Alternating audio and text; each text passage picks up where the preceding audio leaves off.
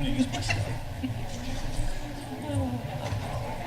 I feel like this spreadsheet would just fry these people's minds. Oh my God. Yeah, Just 100%. just talk. Yeah.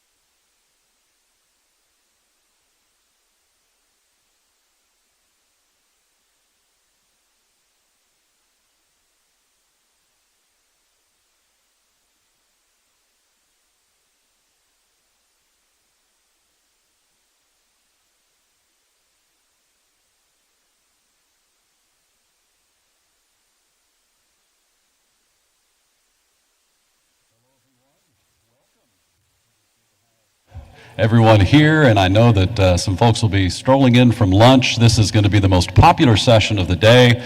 It's also going to be the luckiest session of the day. I believe we have a drawing for $10,000 randomly to anyone who is here. Do we get that in the budget this year, Wendy? Is that? Okay. Well, if just in case we don't have the money, if you just show your badge, we'll get you a free entry to the convention hall upstairs. So that's a consolation prize to thank you for being here. We have an exciting topic for you today, and something that I think is very pertinent for the day, communicating voter confidence. And I think we can all agree that that is something that needs to be addressed. I'll introduce myself, and then we'll have our panelists introduce themselves. My name is Carlton Wing. I'm a state representative from Arkansas. Two fun facts about Arkansas. One of them is true and one of them is not. So I'll let you pick. One of them is that Arkansas actually invented the toothbrush. The other fun fact about Arkansas is it's the only state where you can drive south out of it and be in all of its border states, if you think about that. So by show of hands, which one you think is true? The toothbrush? A few? Okay. And then the border states. All right, well, the border state people would win because actually every one of our border states, we have some angles. Now, the toothbrush, for those of you who said the toothbrush, you're not unfounded because had the toothbrush been invented anywhere else, we would call it a teeth brush, if you think about that.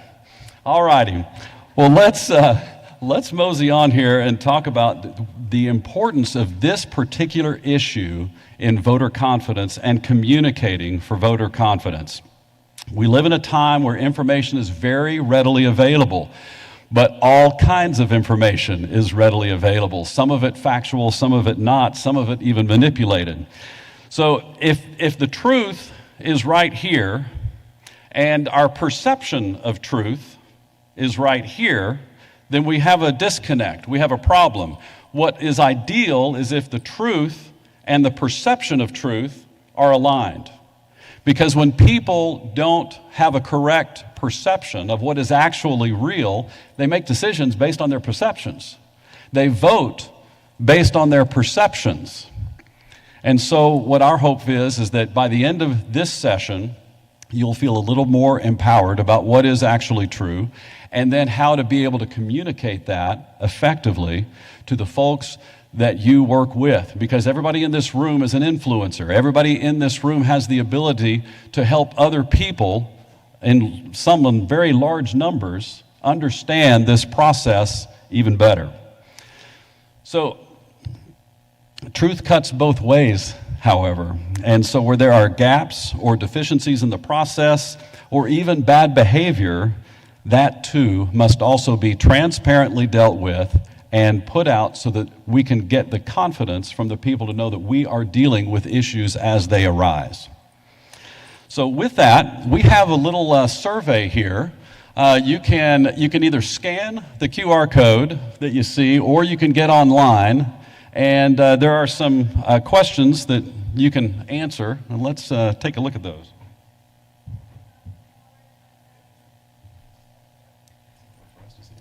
Also, just a quick note, you do have to click on the session that is communicating for voter confidence to make sure that you're in this room and we can get your results.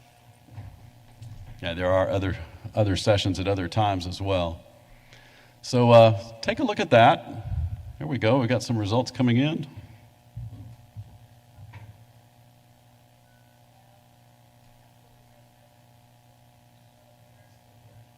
So it looks like 2 out of the 3 of those are involve trusted voices. Who do we trust to deliver that information? And we'll see how that rotates through. In fact, maybe even we might have some different answers by the end of this session. All right, so let's now go through and introduce our panelists. We have some people here who have expertise in a variety of subjects, and we will allow them to kind of introduce themselves and kind of share some of what your wheelhouse is. Let's first now go to our Kentucky Secretary of State, Michael Adams. Good afternoon. Thank you all for being here. Can you all hear me? I guess lean into it. Yeah. Is that better? There we go. Okay, thank you. Just do this. Good afternoon. Welcome to Louisville. I live about 10 minutes from here. I'm Michael Adams. Glad to be a co-host of this conference with our esteemed NCSL. So I'm the Secretary of State of Kentucky. I'm in my second term. I just was reelected last year. Before I was our chief election official here in Kentucky, I had a 20-year law practice in election law as a specialty. I worked on campaigns in all 50 states and 5 U.S. territories. And that really helped me learn a couple of things that were important that I think a lot of you have learned in what you do. One is I got to learn the diversity of different laws, different processes that different jurisdictions have and how they run elections, which is sort of, I think, what you all see at this conference. But I also learned how to sell. And by working for campaigns, learning how to advocate, it helped me learn what were good arguments. And I think the most important thing I ever learned about persuasion, I learned when I was a law student. We had a debate about the estate tax, and I was against the estate tax, and I was at Harvard, so everyone was for the estate tax. I didn't make arguments that were traditional conservative-leaning arguments. I argued that it was bad for the environment because it forced the sale of family farms and conversion into industrial uses. And that's what I've tried to use. I'll get into this later with some suggestions, but I've learned how to read the audience and try to sell the audience on what the audience would find persuasive that maybe I wouldn't find persuasive. And so that's been a valuable skill to me as a lawyer, but even more so as a chief election official. I'm pleased to say Kentucky has really gotten a lot of positive national attention, even global attention for the way that we've handled our elections the last several years, in particular passing laws that both make access better for voters but also improve integrity. Thanks for being here.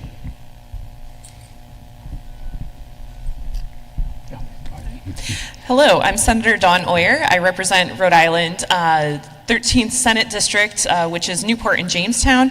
I thought we were going to start off with 2 truths and a lie, but I don't know. So Rhode Island is, there's a joke about Rhode Island that we're 3% smaller at high tide. A lot of coastal area. Not sure if that's actually true or not, probably is. So I'm the chair of the Senate Judiciary Committee, so all of the election-related legislation comes through my committee. I'm also a practicing attorney, and before I got elected, I helped other candidates run for office, so I was on the litigating side of a lot of election cases in Rhode Island prior to having be subject to the different election laws, now sitting as an elected official. So, and I will say now also as still a practicing lawyer, it is really humbling to be in the position of policymaker and then practicing lawyer, because I'll tell you, some of those bills skills seem a lot better in negotiation than they do when you're in a courtroom. But it's a really good experience to be able to have that diversity of perspective.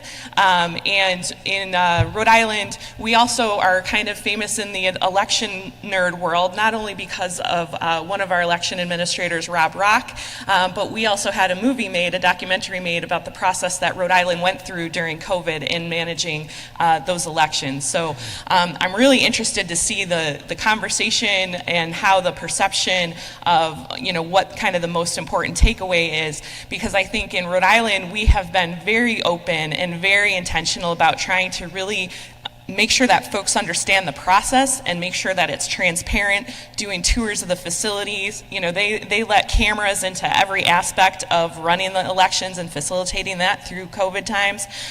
So that's been really great to be, you know, Rob's a good friend of mine, and all of the election stuff that we do in the state legislature, we work and talk with the administrators and the folks who are really the boots on the ground and make sure that we're doing that in alignment and the things that make sense, because one of the things that I notice is that trusted voice, everyone always thinks the problem is somewhere else, not in their town, not with their canvasser, not with the person they know who lives down the street. So I think that's been a really good takeaway for me, and I look forward to the continued conversation.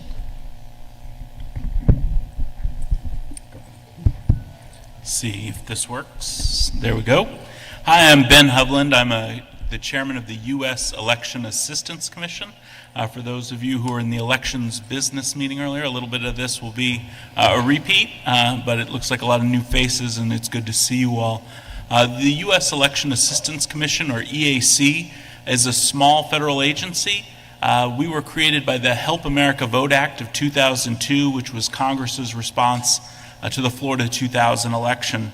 And in our role, again, because elections are decentralized in this country and run at the state and primarily local level, one of the things that we get to do is serve as a customer service agency, and really travel across the country and look at all the different ways that people run elections. Of course, 50 states, 5 territories, D.C., over 8,000 election jurisdictions across the country. There really is a lot of variety. One, thank you to the NCSL elections team as an unpaid for shout out to keeping track of 50 state laws. It makes a big difference. But also, I think one of the things in the elections community that we talk a lot about are those differences. One, I think it's interesting. It's interesting to see how people choose to do things in Arkansas, or Kentucky, or Rhode Island, and I'm now a Maryland resident, but I get to claim a whole bunch of states because it's easier. And it makes for better commentary when you're in those states. But so we focus on some of those differences. Certainly those differences make my job interesting.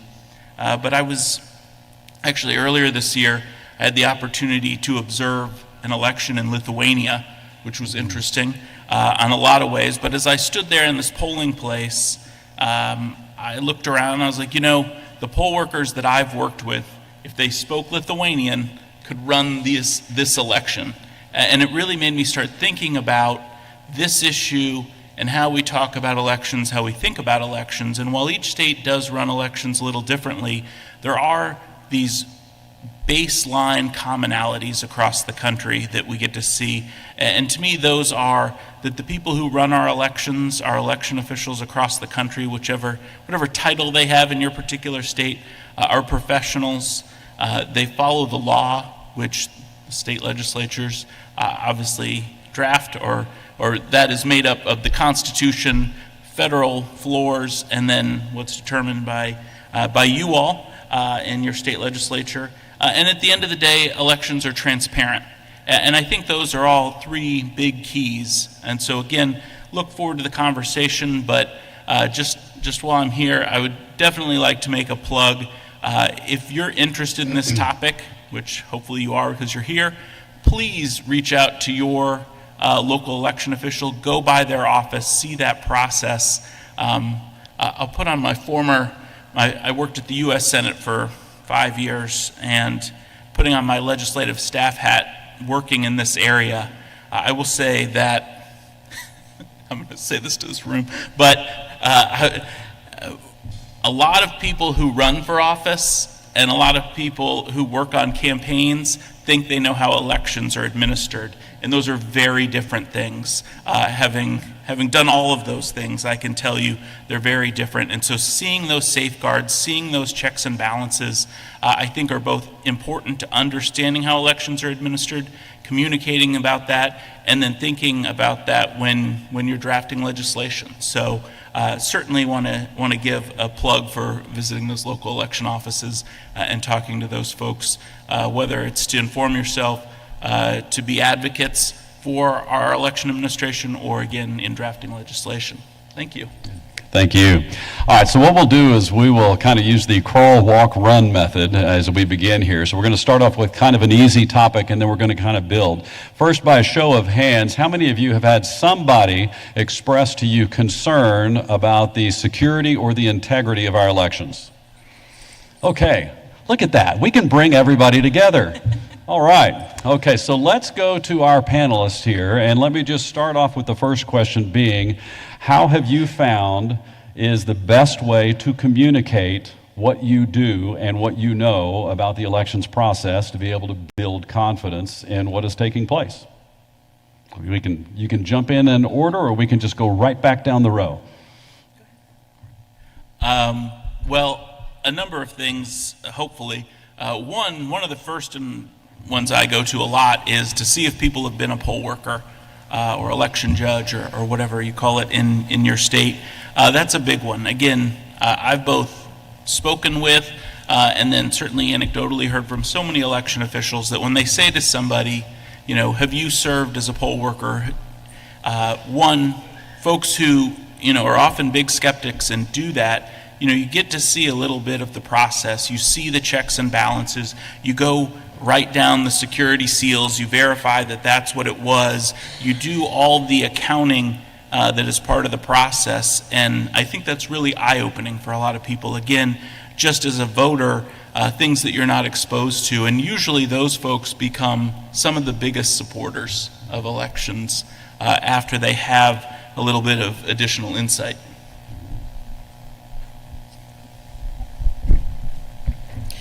So in addition to that, I really like that opportunity that we do in Rhode Island of being able to do tours or site visits. So, and also explaining that the election may be one day or over a period of time, depending on the mail ballots or early voting in your state.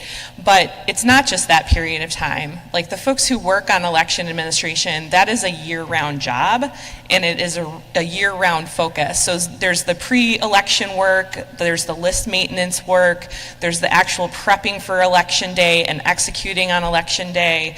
Whether that's in person, mail ballot, or early, that all has a lot of moving pieces to it. And then in Rhode Island, we also have audits. So there's the post-election, where we do audits on in every category of election is subject in Rhode Island to a post-election audit. So we take a sampling of the different machines and different ballots and different races and different precincts, and then test it against what the formal result was. And we do that within the certification period, so we can catch things. So making sure, again, that folks know what those kind of checks and balances are, know what that process is, that it's a year-round thing, but also allowing, making sure that they know. So when we do, in Rhode Island, when we do the opening and counting on the mail ballots and the signature comparison, that's a public meeting. So the Board of Elections, they can go to the Board of Elections, they can observe that process. There's an area in the Board of Elections for the public to observe that process. Most folks also don't know on like the signature verification thing, it's a bipartisan team that checks every signature. And that bipartisan team is trained on signature analysis by the FBI. So, those little kind of nuggets that people, again, that perception versus the reality of it, when you start kind of introducing those realities and letting them see it live, I think that's all of that together has been really game-changing. Well, I have some suggestions for things that I would explicitly encourage you all to do, and there will be a little bit of overlap here, but number one is come see us. We're in the state capitol, you can't miss us. I think maybe the most important thing I've done in office has been inviting legislators to come just sit down and just talk with us, ask us questions, tough questions included, listen to us. Just building those relationships has been really helpful. We've met with D's, with R's. I think we've met with easily the majority of individual legislators since we've been in office. And that's really important because you all write the laws. We don't. We do what you tell us. But I think it helps if we have a collaborative partnership and we can offer some suggestions on what you put in the laws. And it's worked well, I think, in Kentucky. Next, this has been referenced, but I would encourage each of you to be a poll worker. If in your state you have elections where you're not on the ballot, if you're a senator with a 4-year term and you've got an off year where you're not on the ballot, or like in Kentucky where we have odd year elections and the legislators are not on the ballot, I would encourage you to be a poll worker. I'd encourage anyone to be a poll worker, but I would really encourage you all to do it just so you know every level of this. You know the level from legislating, you probably know the level from talking with your secretaries, but actually being a poll worker will really train you in things that you would never be exposed to otherwise. I was a poll worker in 1995 when I was a college student. Changed my life, and I look back on that even 30 years later today, and it gives me insight in how I do my job now. This has been referenced to somewhat, but when you're trying to explain our system to your constituents, make sure that you don't underestimate the importance of the ground level of this. We found it's really helpful to point to the county clerks, to point to the poll workers when you're describing the election system, the election process. We did a poll in our office a few years ago, and we were trying to push legislation through that we had early voting and some other things in it, and we polled the governor's approval rating and my approval rating, and they were good, but county clerks were at 90%. People trust their county election officials. That may be uniquely true in Kentucky where we have very, very small counties, and people know their county clerks. Literally, they went to high school with them. They go to church with them, their kids are friends or whatever it is.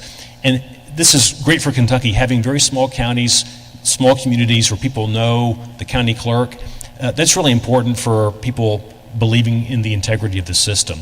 Also, the fact that we have so many poll workers. We have approximately 15,000 poll workers to run a statewide election if we have all the precincts full. That's a lot of people. And even if you don't know the county clerk, you probably know a poll worker, especially if you vote every time and you see the same friendly person every single time. It's important, I think, to focus on the locality of this, because when you see conspiracy theorists, they point to these grand designs of these overlords,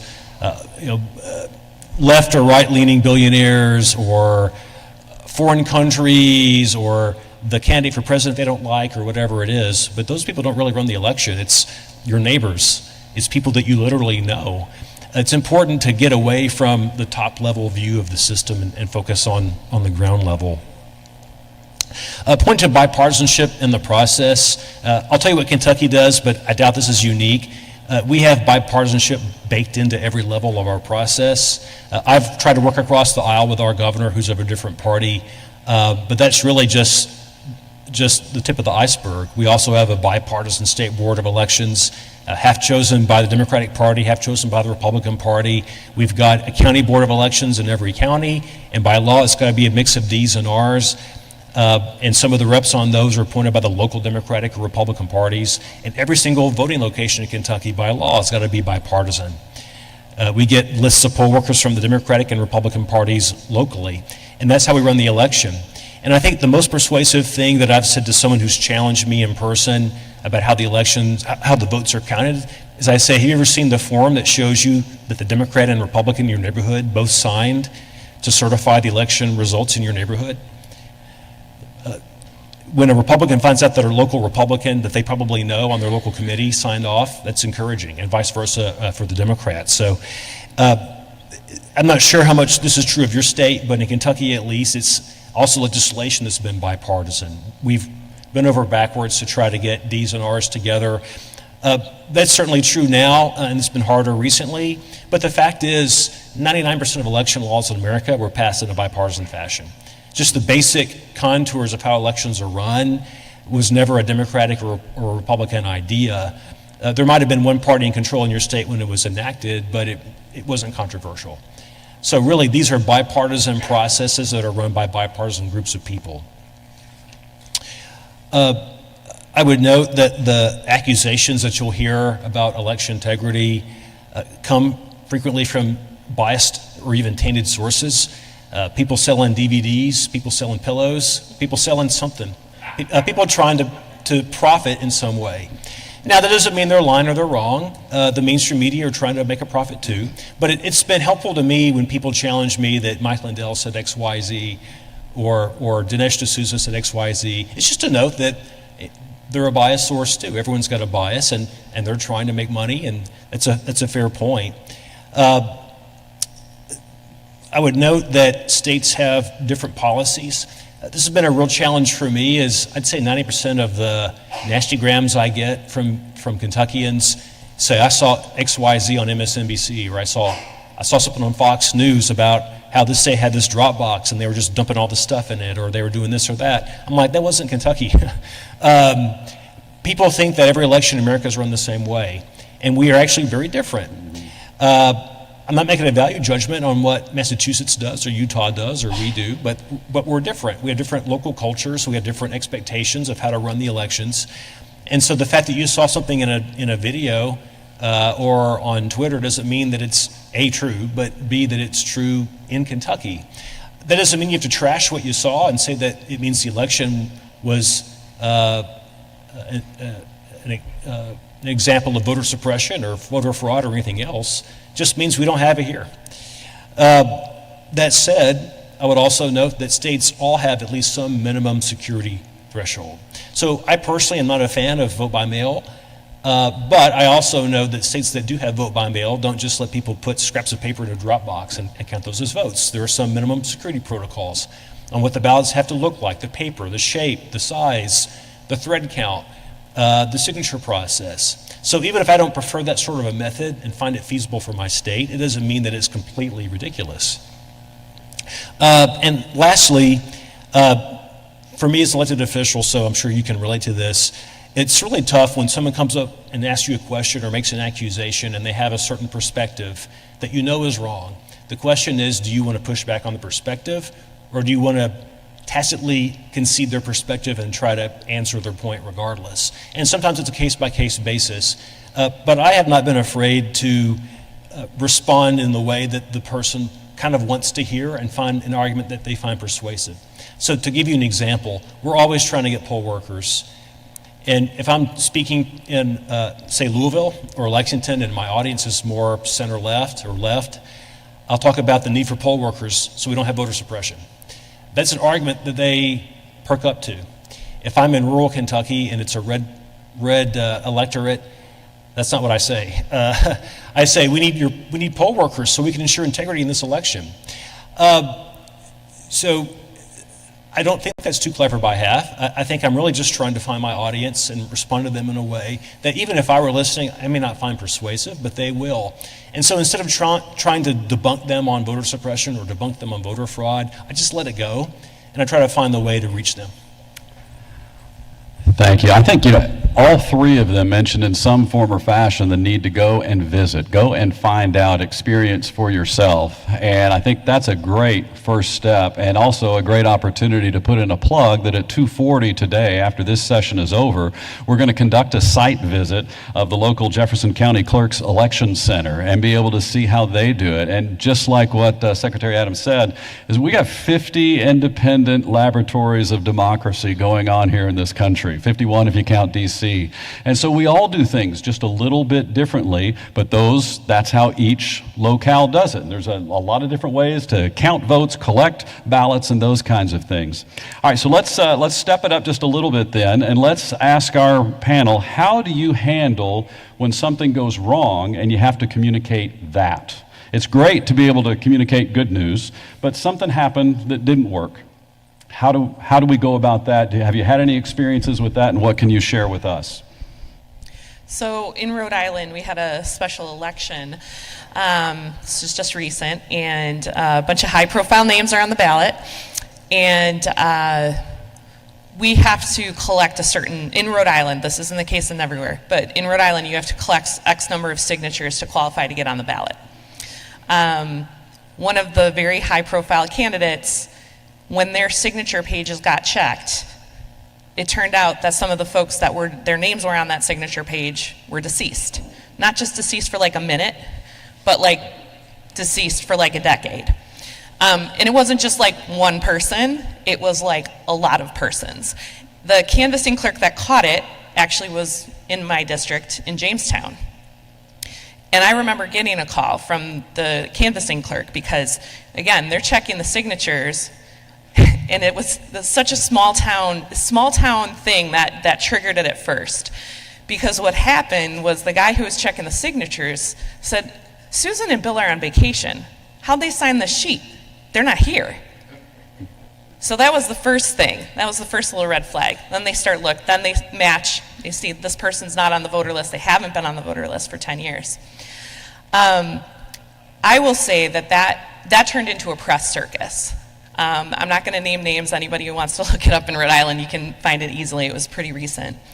But I was somebody who, because I knew the election process, and I have a good relationship with the press. So for me, my perspective on that was actually the process worked. We caught the fraudulent names. The process worked. So while on one hand, the press's inclination was a lot of clicks, right? They wanted to get the clicks, they wanted the headlines to drive that ad revenue. And they also, quite frankly, hadn't spent a lot of time to actually understand that process and understand what the signature verification process looked like. And so one of the things that I took upon myself was to basically start doing outreach to some of the members of the press that I had seen writing some of these sensationalist headlines and trying to basically give them a primer on what is going on, what the process was, why actually this is good that it got caught. Because I think that the runaway theory, right, was like, oh my God, this is evidence of voter fraud, this is so terrible, it's awful, our systems are breaking down before us. And to have somebody talk to them and say, no, actually, it getting caught proves that it worked. It was a shift in perspective that nobody else wanted to say on camera, right? Because everybody was in the scrum of it. But having that different perspective and having the knowledge about the procedure and being able to educate the press actually did help, tamp down some of the hysteria about it. And then the next session, we took an assessment. We worked with the canvassing clerks. What we did determine, because we did kind of an after effect. There's the crisis management, there's the immediate, what happens, who's talking to the press, what does that sound like, how do we not further trouble the public, how do we make them not lose additional confidence, right? So there's that first kind of like, all right, what's happening, and how do we make sure that our elections are secure? And then get through that, and then we did the postmortem. And there were a bunch of us who have been working together in the election space. Our Secretary of State Amore, myself, and the Board of Elections folks, we all kind of chatted about it. And we did identify, we should actually, because of the fact that the election process is split up between our Board of Canvassers, our Board of Elections, our Secretary of State, what actually caused a lot of confusion and could potentially lead to distrust in those first couple days was the lack of official communication channels. So when that first kind of got caught in Jamestown, what was concerning to my folks on the ground was like, they actually identified, because in our signature sheets, the person who collects them has to sign that they collected them. So we were actually able to identify, I say we, they were actually able to identify that there was a canvasser who was working for one of the campaigns, and it looked like they had turned in sheets across the state. So my canvassing clerk was really concerned, like, hey, we caught it because of this like very local thing. What about Providence? What about Warwick? Like, these are much bigger towns. They don't necessarily have that like local benefit. So my local canvasser was very concerned about that. So as part of the postmortem, we actually went back and we actually passed a bill this last legislative session to address those communication channels, to basically almost do like a mandatory reporting, so that way that information, there was a clear channel of communication that didn't just rely on, those kind of distinct groups of, we have 39 cities and towns. We run our elections at the city and town level. So it didn't depend on, does the 39th town know the canvasser in Warwick? It doesn't rely on that anymore. Now there's actually an official channel. If something seems off, that now there's a pathway and a communication channel for that to happen. So it was that kind of that immediate thing, helping educate the voters, but educate the press, but not shying away from it and not saying, oh, well, that was fun, like nothing to see here. And I think that's the biggest thing. You've just got to confront it head on. I would just agree with really all of that. That's one good thing about our system. We don't have this necessarily everywhere in the world, but our system is decentralized. And I love that about America, that we're a big submarine with airtight compartments. So if there is a problem here, it doesn't impact other places. We've not really had any statewide issues. We've had local issues, and the way they get treated is totally different depending on where they happen. If something happens in Louisville, our biggest city and a major media market, then the media are going to be all over it. If it happens in rural Kentucky, no one is necessarily going to find out about it, even if the problem is potentially a larger one. But I would second everything Senator said about being transparent. Don't get cute, because you may or may not win today, but if they catch you being cute, you'll never win again. Yeah. Great points, and I would echo those. And I would just, one of the beautiful things about democracy is that it has a lot of people in it, and people aren't perfect. You hear these stories, and usually when you dig down into them, there's an error. Oh, it looks like so-and-so voted, and that doesn't make sense. Well, particularly in a paper poll book world, people would go back and somebody signed the wrong line. Mistakes happen. Again, thinking about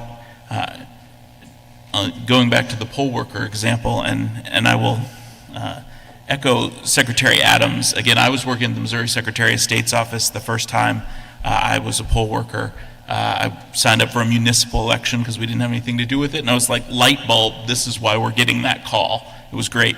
But, serving in that role, working with those people, late after the polls close, where you're trying to reconcile, where you're trying to figure out, okay, we started with this many ballots, we've got this many, we have a spoiled one in the spoiled folder that we, forgot to count because it's midnight.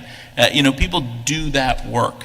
And yes, there are occasional mistakes made, but having that transparency, acknowledging the humanity of that, but again, knowing that the process has these checks, these balances, and has structures built in to allow for that. I think about provisional ballots. Again, provisional ballots a lot of the times get talked about in a negative light, but provisional ballots are a fail-safe. They're a security measure. I remember after 2020, there was a lot of concern I remember a news conference from Nevada, and it was like, why don't you have the ballots counted yet? They were waiting to check their provisionals to make sure that no one voted anywhere else in the state. And so that was a security measure that took time to work through that process. But again, it was a safeguard to ensure that people were allowed to vote who were eligible, but a safety measure to make sure that they weren't able to vote more than once. Very good. Want each of you to be thinking about, if you have some questions, we would love to hear your questions. Perhaps something that's been said here has sparked that along. Also, for this poll that I believe is still up, if you haven't had a chance to put in your voice for that, please go ahead and do so. In fact, you might have found that you might want to change your answer just a little bit, but it does look like understanding the process and that the process was transparent and open are a couple of the top items there. And that transparency is a trick, because a lot of folks that have gotten emotional about let's just look at the last two presidential elections, 2016 and 2020. or 2020. So we have had both of the major parties, after losing either one of those elections, have alleged election fraud, which sparks a lot of emotion from the folks that have had their candidate lose. And so that's one of the reasons why I think every hand in this place went up when I said, have you had somebody say to you, I'm concerned about the integrity of the elections? Because we've heard about that for the last 8 years. And so as we look to communicate that, have you had any strategies that have not worked? Whether it's been in an agency or an office that you have worked, or have you seen messaging that didn't quite work and maybe what we could have done to correct that? I think one of the things that doesn't work is continuing down certainly potentially partisan rabbit holes. One of the things that I was reminded of earlier in the conversation, and this can be hard, but is empathy. One of the things that, I certainly have disagreements with about a lot of how a lot of people feel about election administration these days. But for a lot of those folks, some of them are grifting. But so that's it. But for a lot of those people, the reason they feel so passionately is because they're passionate about our democracy, and that's a passion I share. And so part of it is recognizing that, and then, so again, just shutting down, just saying, you're fill in the blank, and this is just, a partisan talking point, versus, trying to have that empathy and say, look, we both care about this process. Let's talk about where your concern is, and see if that then can move to a particular understanding about safeguards or safety measures that are in place, or the potential for legislative reform that could be agreed on. Certainly, I think that is a path to a more constructive conversation.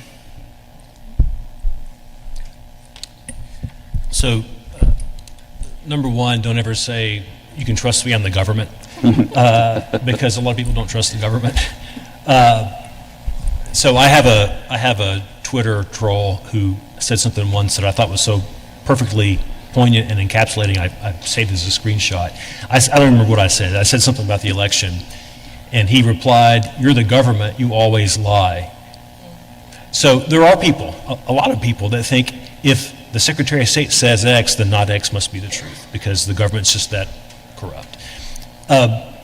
There's a fringe on both sides of the aisle that think that way. But the vast, vast majority of people do not. And what I've learned to do is to sort of sort my population into 3 buckets of not equal size, but people that think the elections are great, people that will never trust you no matter what you do, and then there's a huge middle that just don't know what to think, because they hear it from both sides and they don't know what the truth is, what the answer is. And so you have to communicate to those people that you understand they want integrity in the election, and you've done X, Y, Z to make sure that we have integrity in the election. Or to people that are worried about voter suppression, then you've done X, Y, Z to ensure access for voters. But that center actually, we think the center is dead politically. At least on this issue, there is a pretty big center, and they are totally up for grabs. Mm-hmm. I think that's important. That's a great point, is that the vast majority of the people in both parties or independent voters, they want accuracy in elections. And when you think about it philosophically, there's a good reason for that, is that we all need to have a confidence that the election is an accurate reflection of the will of the people. Because if it is, then we're all getting market feedback whether we win or lose an election. If we lost an election, we can say, well, was it a bad candidate? Was it our policies are out of touch with our voters? Is that something, do we need to change our policies or do something to the policies, or is it an issue of messaging? All of those things can be done effectively to help boost everything in our democratic republic. However, if our elections are not an accurate reflection of the people, then we can't trust that market feedback at all. And so this is good to have this every 2 years, an opportunity to see what are the people thinking and what can we do to help them. Okay, so any questions from the audience? I believe we've got some runners with some microphones here. Have you heard anything that sparked a thought and you'd like to ask our expert panel? Got one right over here to the far right.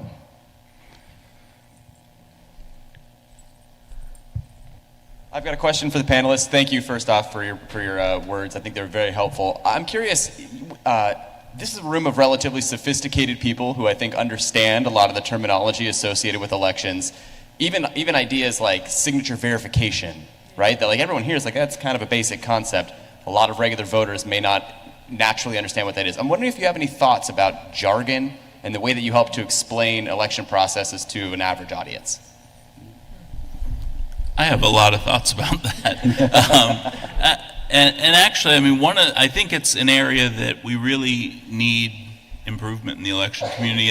And reflecting on this recently, one of the things, historically, the public, or the vast majority of the public, maybe tunes in election night and then they're done. And so, for the most part, election officials talking about election administration have been doing so in a professional circle. And so the jargon, like the only I have bored a lot of family members at holiday meals. Until recently, when I'm now much more popular, they're like, oh, I want to know about this now. I'm like, finally. But so the challenge is shifting from talking to colleagues, to professionals, who, again, you can shorthand this, or as I was saying earlier, we've skipped all the commonality because we all know that. And so we're going to get to the interesting part. And so thinking about that in how we communicate that to the public, how we talk about, logic and accuracy testing doesn't mean a lot to a lot of people, but it's, this is a pre-election test to make sure that the ballots are tabulated the way that the equipment is programmed to tabulate it, or to count it, which is an even better word. And so some of that is, I think, just an effect of history, and we're getting there, but there's definitely a lot of work that needs to be done, and I think that that's a big piece of helping the public to understand some of those safeguards and safety measures that are in place. Yeah, and I think that really trying to move away from not just the jargon, but also away from like the more formalized, sometimes when you do, just like, oh, we have to do this really formal press release about, whatever the thing is, instead play with like infographics, like what are you doing on social media, how are you explaining that during the pieces of the puzzle. And I do that actually just as part of my campaign, because I am an elections nerd and I find it interesting and also bore a lot of my friends and family. But the past couple election cycles, especially with the uprise of this conversation and the distrust, I've actually started to do more infographic and social media posts throughout the election process to kind of help educate my constituency about what's going on.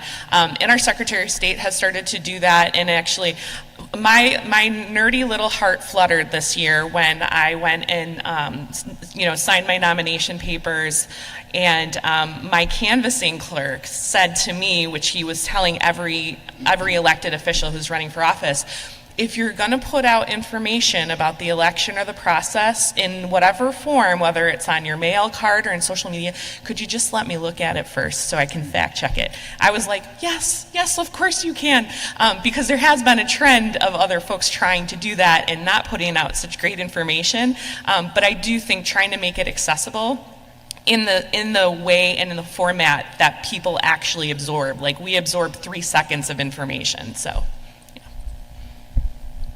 Well, I like the fact that in Kentucky, I have to run for office to keep my job, and I have to be fresh and talk like people talk themselves, and it kind of keeps me out of that bubble. And this is something that's true of all of you too, is you have to run for office to keep your jobs, and it helps detach you from just speaking in jargon and gobbledygook. We've sort of taught ourselves to use certain terms and not others. I never say optical scanner, I say Scantron machine. Because Gen Xers like me, we grew up going to high school and our multiple choice tests were kind of on Scantron machines. That's a way to make it sound real, because your average person doesn't know what an optical scanner is, but they remember doing multiple choice tests in high school, and they remember what a Scantron machine is. A few years ago, we did a video, we re-up it every so often, of me just walking around my office and showing how we run the election. We use this fax machine, and people think it's hilarious that we use a fax machine, but we do. The county boards of elections handwrite these forms, all the votes in their county, race by race, and they fax them to us. And we show off the handwritten forms, and we say, yeah, we use computers in Kentucky, we use calculators and Scantron machines. And I think being intentionally Mayberry about it, or Petticoat Junction about it, puts people at ease that we're not too highfalutin using unproven technology. Oh, that's good. Yeah, it's interesting when you talk about when those of us who are involved with this year-round, we can fall into traps because of the familiarity of it. But our surveys have shown that about 86% of the people that vote decide who they're going to vote for within 30 days of the election, and they don't know anything about the elections or who's running outside of that 30-day window. And 2 weeks after the people they voted for won or lost, they've forgotten those names too. And so it's very easy for those of us who are involved in this all the time to fall into that trap and recognize that they're not sitting at their dinner table every night discussing, well, what are the intricacies of signature verification? And how do they go through that? Most people, at least in my generation, learned everything they knew about government by watching Schoolhouse Rock. Anything beyond that, you had to go take a college class for. And so it's important that we understand that we have the ability to help walk people through the process. The Secretary of State of New Hampshire was in a previous session, and he said the only thing that should be secret about the entire elections process is who the voter voted for. Everything else should be known and understood. And when that happens, it helps eliminate a lot of the issues that we have to face. Because many times, and let's go back to those past two presidential elections, we had emotional reactions to what took place nationwide. Now, we knew our precinct was okay, and our state did it right. But nationwide, we were concerned, and so we got emotional. And the problem many times is when our heart dictates all of our policy, we have a tendency to make bad choices. And the same thing can happen in reverse too. You need that heart and that mind to kind of work together, that logic. If you were in the morning session, what did he call that? The stop and identify that, he called it the stiff approach. Yes. Take a moment, take a breath, identify the source of this, find out are there any biases that you have that might create an emotional reaction, and really find out what's true. And that's a good thing to do for all of us, and it's a good thing that everybody in this room can do to help our constituents, the people that look to us for guidance, to see that process and make it more transparent. All right, any other questions? Okay. All right, and then we got one in the back too after that. Okay. Oh, we got three now. Okay. How do you communicate with other states to make sure, like, college students aren't voting in the state that they're going to college and where they live, and maybe their parents have a home in Montana as a second home? Where's that communication? I know a resolution tried to go through yesterday about that, and the states are saying states need to control the list, don't want a federal list. I'm just curious how we solve that problem. I'll say a couple things. One, getting college students to vote once is often a challenge. But I do think there are a number of important safeguards. Again, a number of states participate in the Electronic Registration Information Center. Other states have various comparison products. Again, everybody signs some oath that affirms that under penalty of perjury, which is essentially a felony, that they're not voting multiple times. And so all of those things are safeguards that are in place to ensure limits on double voting. But I also think, there are certainly ways we can explore to further those. One of the big things I think about a lot, though, is what is the investment in our elections? We expect a lot of our election officials. I mentioned this morning, elections are harder than they've ever been to run, and they're more expensive than they've ever been to run. And so whenever we think about some of the things that we want our election officials to do, whether that's from the federal level on down, thinking about where there are unfunded mandates, thinking about how we support these offices so they have the resources to do the things that we want. If you want to have, more robust signature verification, that takes bodies. That costs money. So as we think about how to make these reforms or how to do different pieces or what we're asking our election officials, also please keep the funding component front of mind as well. I just had that voter maintenance list rolls, it's really important, and it's gotten harder politically because there is an interstate organization that's been around for decades, and states joined it sort of reflexively, and then some allegations were made about it, and a lot of states left. A lot of states never joined, and so we've had to enter into bilateral agreements with states to make sure that we have, say, Virginia's information or Louisiana's information. If they're not joining the national organization, then we've got to have individualized relationships with them. But we're catching up to make sure that we don't miss anybody. There are states that just really aren't keen on this notion, don't belong to any of these agreements, and that's real frustrating. In Kentucky, our border states plus Texas and Florida are the top 10 states, both for people moving to Kentucky and moving from Kentucky. So if at least we can get those states, and we've got just about all of them, either through a national partnership or through individualized bilateral agreements, we can get 90% of the people that are moving in or out of our states and could potentially be on the rolls twice. Yeah, and I'll just add, so in the last presidential election in Rhode Island, we had 3 people who got caught voting both in Rhode Island and in Florida.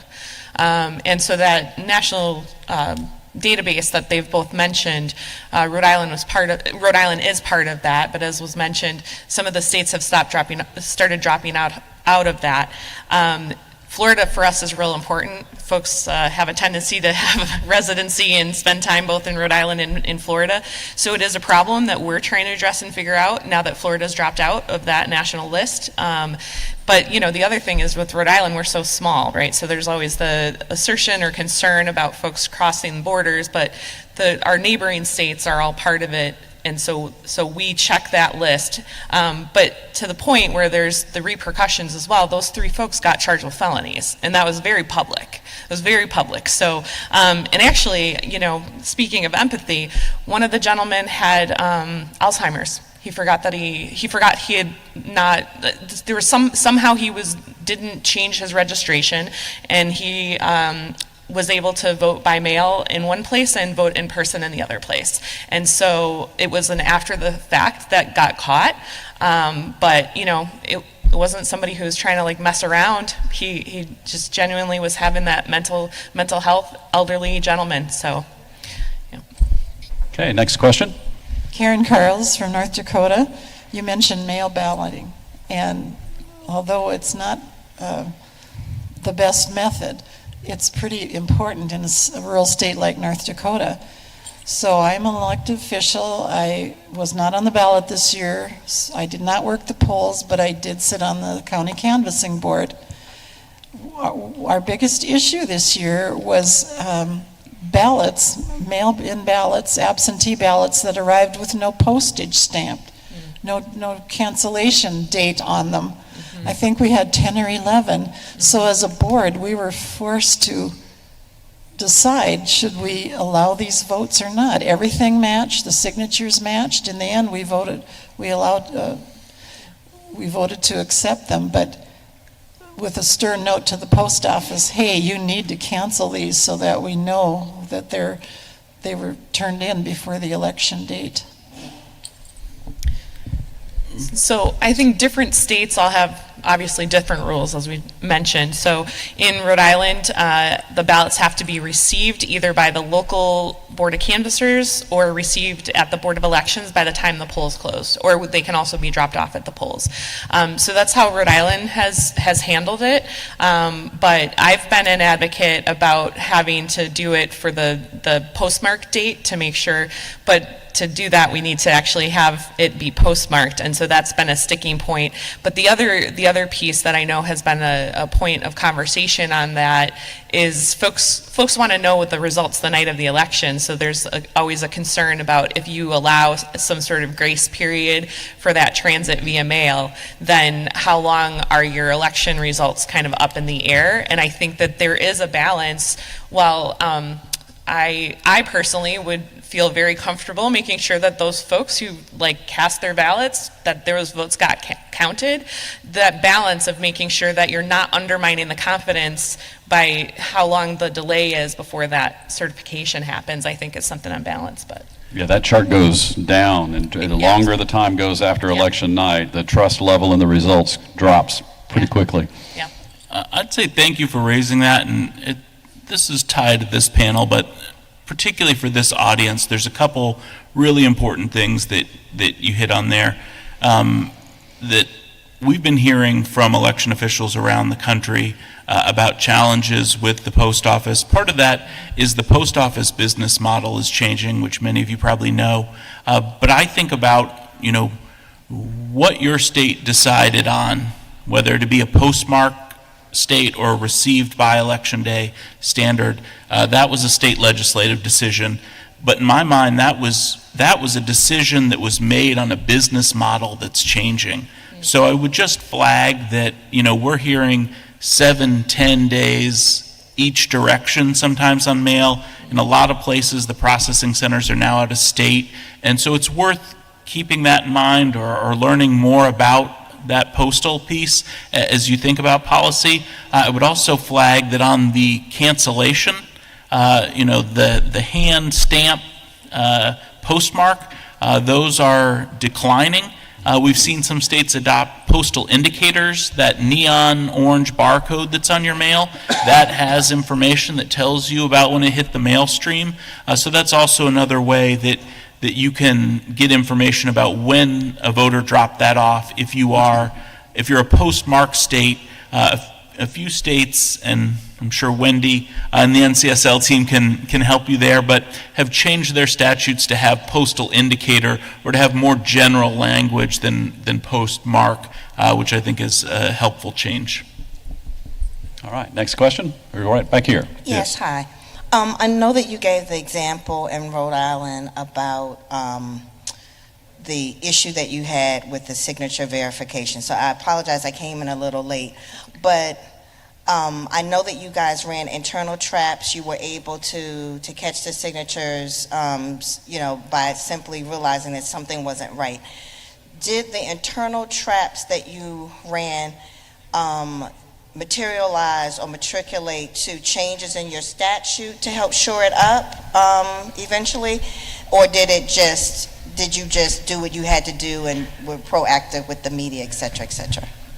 So we did make a change to the statute. So two things: even if all of those signatures were disqualified that were collected by that canvasser, that person still had gathered enough signatures to be on the ballot. So I think that was a threshold issue that was really important. But what we did statutorily was we made sure that the communication channels between the different boards of canvassers, the Board of Elections, and the Secretary of State was made crystal clear. So that way, if something like that happened again, because of the decentralized nature, it was kind of like, who do we tell? How do we notify them? We put through a statute that clarified that. So, and then also, just as a follow-up note that I forgot to mention, similarly, I think there's 2 or 3 canvassers in that election who were connected to that, who've now all been charged with felonies and are facing felony election fraud charges. And that brings up a good point, because while we are laboratories of democracy, when something goes wrong, it alerts us to an issue, and we have the ability to fix that issue so we can move things forward. Who is next? Right over here. Okay.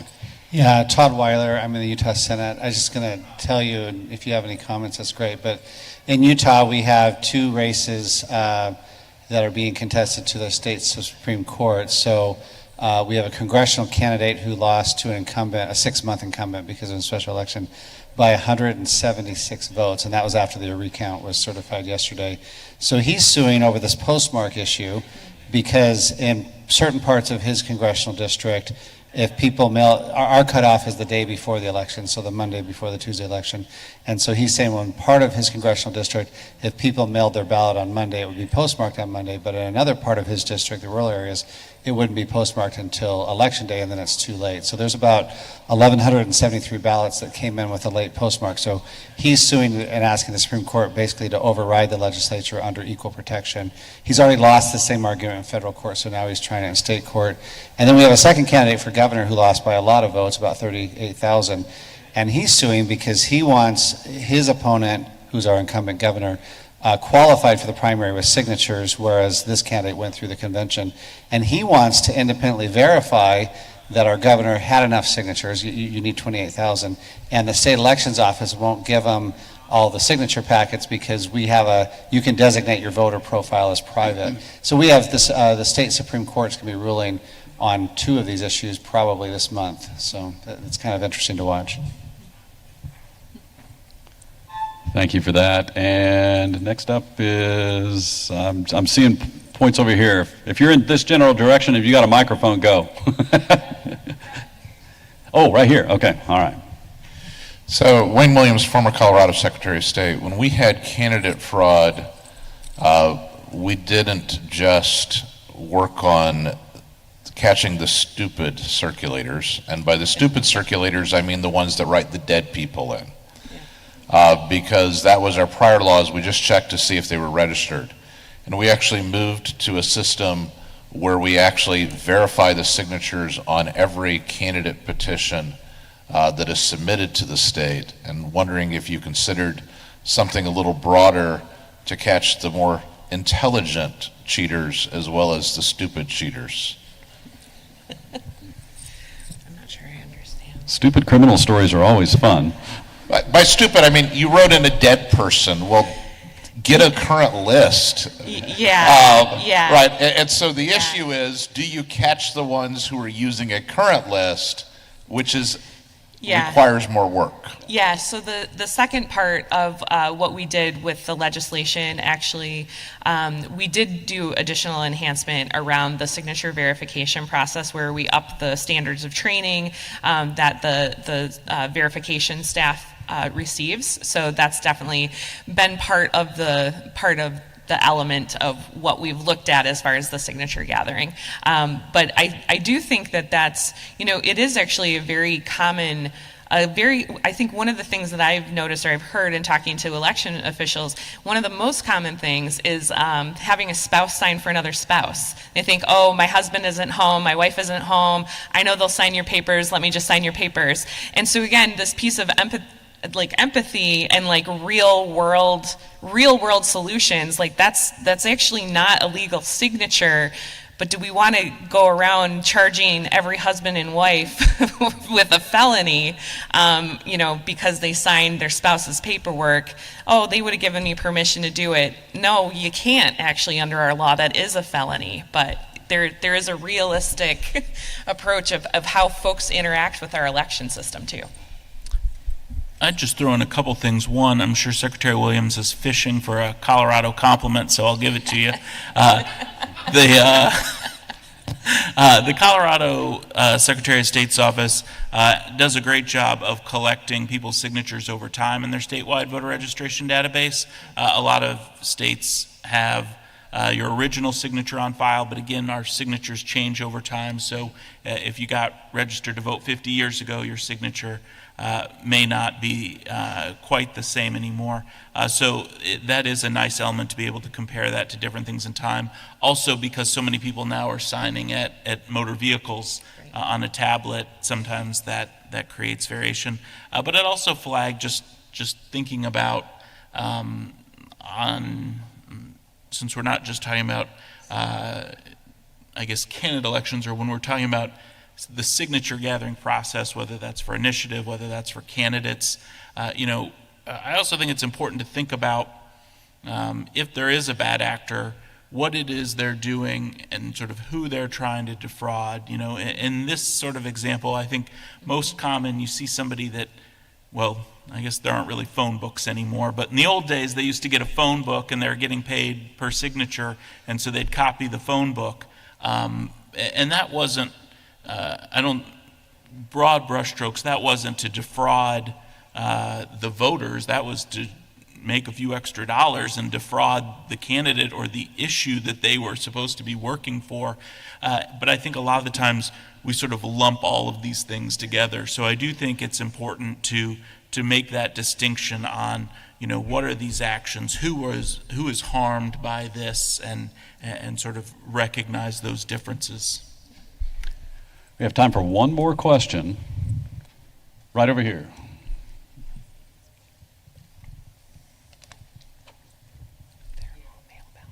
I am a recently retired election supervisor in Brevard County, Florida. So you mentioned Florida earlier, leaving the ERIC program, and the Florida supervisors were very disappointed by that because it obviously is a great program. But a couple things I just wanted to mention more than ask of doing that for 14 years in the 10th largest county in the state of Florida. So we have right about 420,000 voters in Brevard County, so we're a good size. As far as students voting, my staff would do such a great job when verifying signatures. Not only could they tell that it wasn't the student that voted it, because usually what happens is the ballot still goes to the home and the parents voted. So not only could they tell that it wasn't the student, they could tell who in the house voted it, which goes back to your question, then what do you do? Yeah. And then a very funny call that we got one day that I'm not sure still to this day didn't lead to divorce, when the woman showed up to early vote and found out that her husband had voted her mail ballot already. So she was none too pleased about that. And, looking for a silver lining in the last two presidentials, which certainly have changed the topic of conversation where elections are concerned. The one positive that I think that has come out of it is more people now are involved in the process. And one of the things, I went and spoke to a group that was definitely on the conspiracy side, and they had very good questions, and I took all their questions. But then one of the things I asked is, how many of you have ever come to a logic and accuracy test of our equipment, which we do before every election in a publicly noticed meeting? Not one person raised their hand. How many of you have come to watch signature verification? Not one person raised their hand. How many of you have ever come to a post-election audit? Not one of them raised their hand. And those people started showing up because I think it's easy to distrust something you don't understand. And that goes back to questions 1 and 2. Understanding the process, the problem was they didn't care to understand as long as their candidate won. Right? So I used to say that since 2016, I never had a candidate lose. No one ever lost again. If you lost, there was a problem. But it has engaged the average citizen much more so in learning the process. And the last comment I wanted to make is, Florida, obviously, third largest state in the nation for voters. One of the things that I ran into problems with trying to check if a voter had voted in another state, because we have such a huge part-time resident population, is other states, some states have very, very locked down voter rolls. And even as an election official, they would not give that information to me. And if I can't get it, then what do you do? Because for me to turn it over to the state attorney's office for potential prosecution, I had to have, evidence that they had voted, obviously, in multiple states. So which is a huge problem with Florida. Thank you. Thank you very much for that. We are out of time. Just as a closing comment, we talked at the beginning, if truth is over here and our perception of truth is over here, I hope you feel a little more empowered in your communicative ability to be able to help bridge that gap so that people's perceptions of truth match what actually is truth. I really want to thank our panelists who brought a lot to the table. Secretary Adams, Senator Oyer, Commissioner Hovland.